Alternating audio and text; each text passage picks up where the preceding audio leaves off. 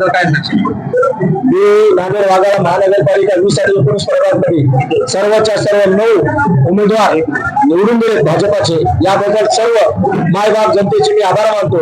आणि या निवडणुकीमध्ये महाराष्ट्राचे माजी मुख्यमंत्री आपले लाडके राज्यसभा खासदार अशोकरावजी चव्हाण साहेब यांचं नियोजन होतं आणि त्यांचे जे नियोजनाची पद्धत आहे, मी आजपर्यंत मी पक्षात उद्या होतो, परंतु त्यांचं नियोजन पद्धत एवढी सुंदर आहे की आपल्या उमेदवाराची एवढी काळजी घेतात की त्याच्या मी तुम्हाला सांगू इच्छित नाही, परंतु एक सांगतो, माननीय आपले नेते अशोकरावजी चव्हाण साहेब यांच्या मार्गदर्शनाखाली आम्ही विजय झालो।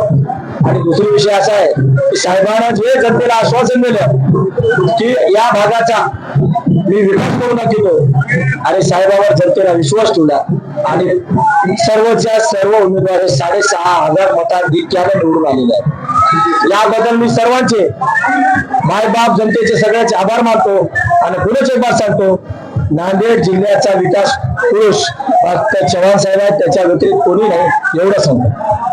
महापौरांचा शब्द दिला होता, मला महापौराचा शब्द दिला नाही साहेबांनी सांगितलं की तुला मी योग्य जागी बशीत ठेवतो। आता साहेबांचा आशीर्वाद मिळाला, निवडून आलो, आशीर्वाद दिला, कारण का इथं 3 आमदाराचा मुक्काम होता मला पाडण्यासाठी, हजारो माणसं आणले होते मला पाडण्यासाठी, परंतु मायबाप जनतेने मला निवडून दिले। साहेबांचा आशीर्वाद होत्यावर आणि मायबाप जनतेचा आशीर्वाद, यामुळे मी निवडून आलो। पुन्हा एक बार सांगतो की मी जे आम्ही आश्वासन दिलं ते साहेबांच्या मार्गदर्शनाखाली आम्ही 100% आपल्या विकास करू आणि शिवखोडा एक सुंदर